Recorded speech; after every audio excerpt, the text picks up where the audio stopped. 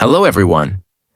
Today, I want to tell you an incredible story about how English took me to my dream, my passion, and my success. If you have big dreams, to become a doctor, engineer, lawyer, businessman, or anything great, then you need English 100%. There is no doubt about it. English is spoken by 1.5 billion people around the world. It is the language of travel, business, and the internet. If you don't speak English, you might miss big opportunities, like getting a better job, making international friends, or enjoying movies and books in their original language.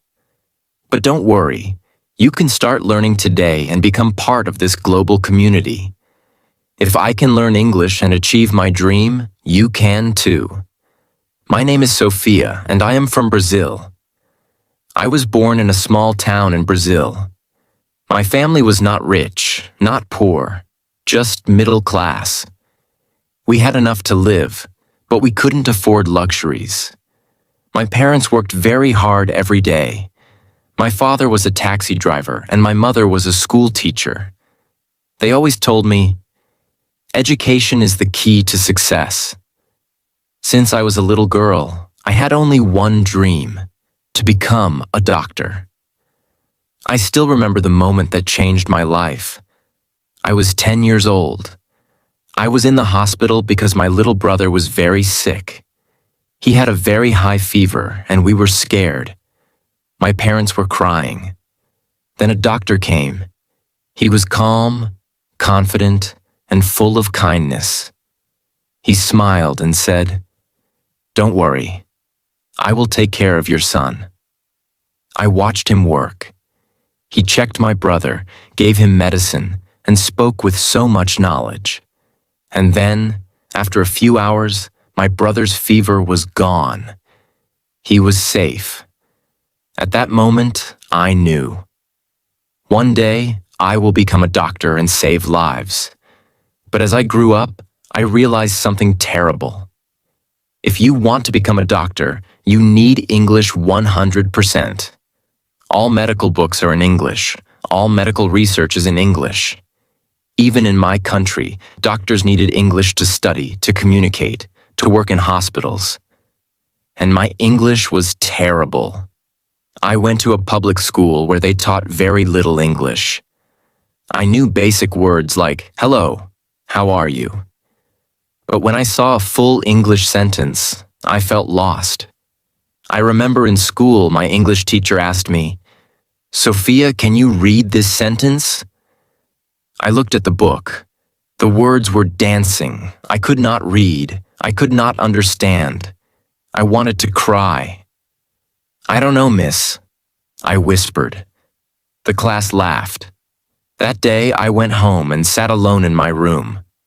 I thought, how will I become a doctor if I can't even read a simple sentence in English? I felt hopeless. But then something happened that changed everything. One evening, my father came home tired from work. He sat next to me and said, "Sofia, what is wrong? You are always sad these days." I looked at him and said, "Papa, I want to become a doctor, but my English is bad. Without English, I cannot study medicine." My father was quiet for a long time. Then he said, "If English is stopping you, then learn English. Go to a place where everyone speaks English." I was shocked. "But Papa, we don't have money for that."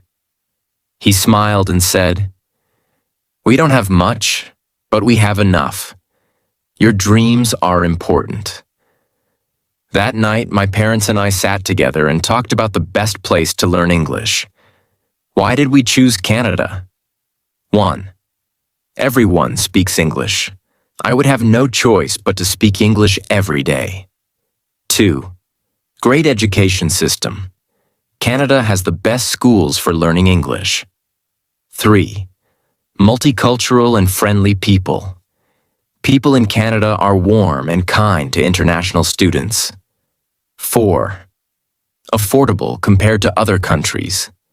Studying in the USA or the UK was too expensive, but Canada was possible. It was not an easy decision. We were a middle-class family. My parents had some savings, but not much. They made a huge sacrifice. They used almost all their savings to pay for my flight, my English school, and my first few months of living in Canada. Before leaving, my mother held my hand and said, "Sophia, we are giving you everything we have. Promise me, you will not give up." I had tears in my eyes. I hugged her and said, "I promise, Mama."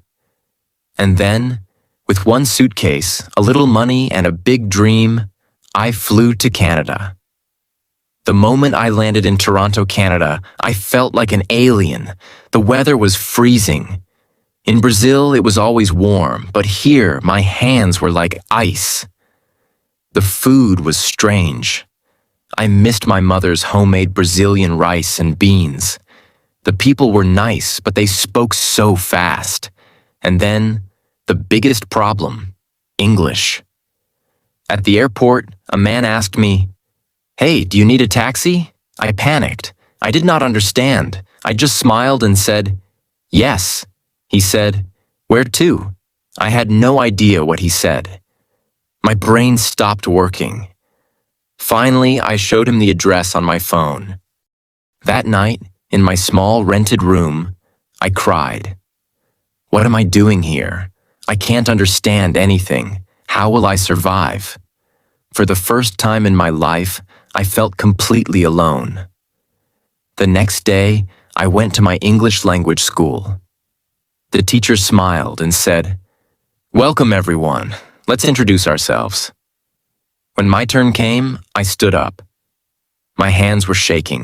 I said, "My name, Sophia. From Brazil." I wanted to say more, but my mind was blank. My words were stuck in my throat.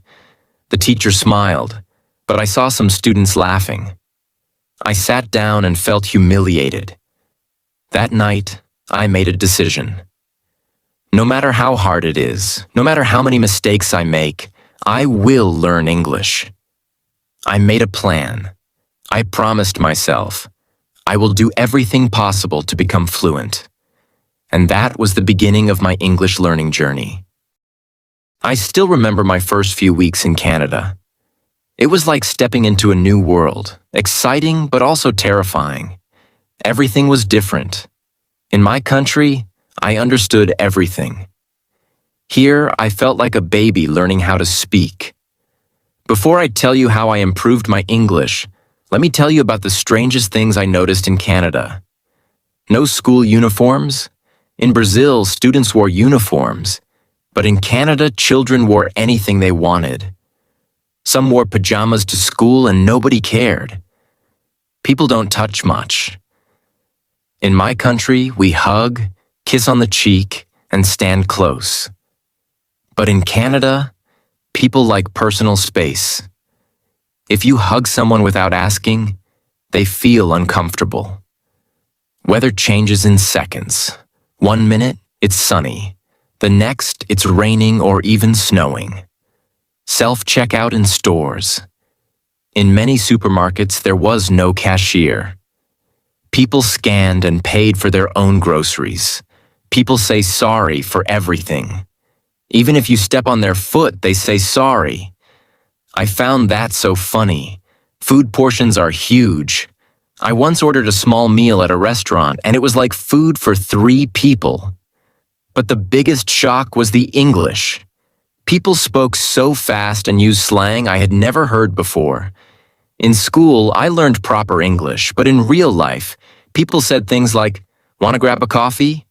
Want to get a coffee? I'm down for that." I agree. That's so lit. That's amazing. I felt like I had never studied English in my life. The second day in my English class, I was so nervous. The teacher gave us a simple writing task. I was excited. I can do this, I thought. But when she returned my paper, it was full of red marks. She said, "Sophia, your writing is good, but your sentence structure needs work." You think in Portuguese and translate to English. That's why it sounds strange. I felt frustrated. Speaking was even worse. The teacher asked me a question, and I knew the answer in my head. But when I opened my mouth, nothing came out. I felt like crying. Will I ever speak English fluently? I refused to stay weak in English. I knew that if I didn't improve, my dream of becoming a doctor would die. So, I made a plan. A. The headphone trick, talking to myself in public. One of my biggest problems was speaking. I was too shy and afraid of making mistakes. So, I found a solution. I put on headphones and walked around the city pretending I was on a phone call. But I was actually talking to myself in English. I described everything around me.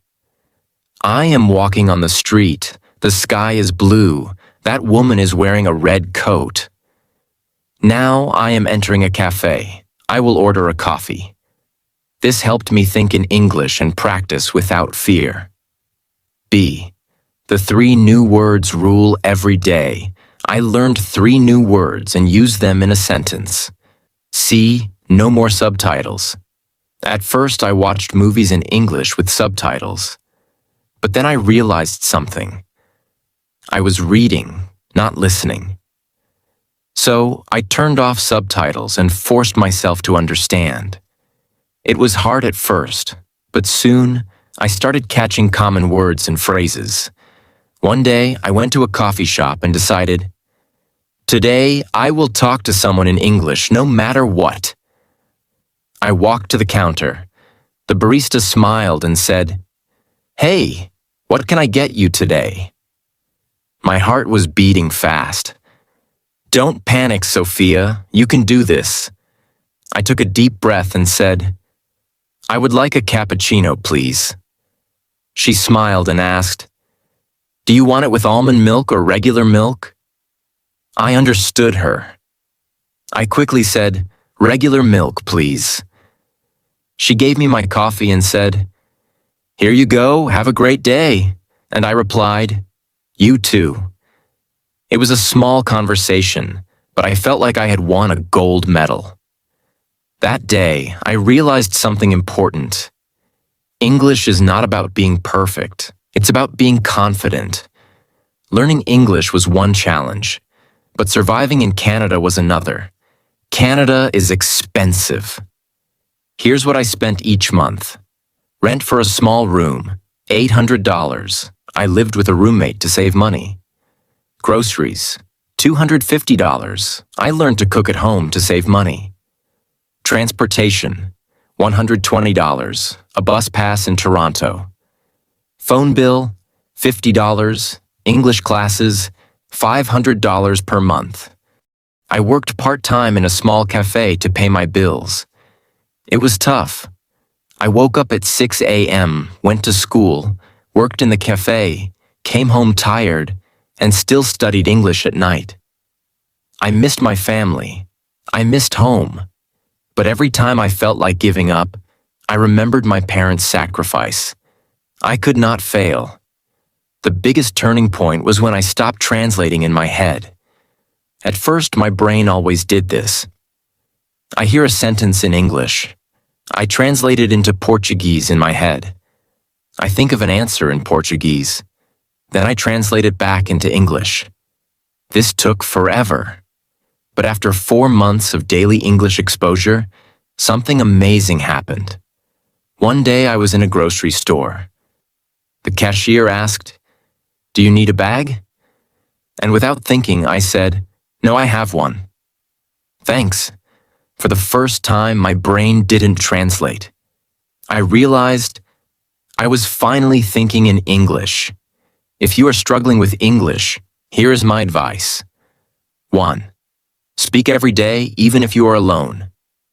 Use the headphone trick like I did. 2. Stop translating in your head. Start thinking in English. 3. Talk to native speakers, even if it's scary.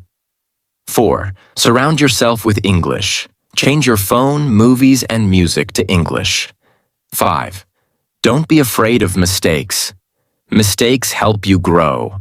And most importantly, never give up. I still remember the day everything changed for me. The day I realized, wow, I can actually speak English. But before I tell you that story, let me take you deeper into my life in Canada. The struggles, the weirdest things, and how I finally started speaking English like a native. I had been in Canada for 6 months, and my English was improving. I could understand people better. I could order food without feeling scared. I could even talk to my classmates. But I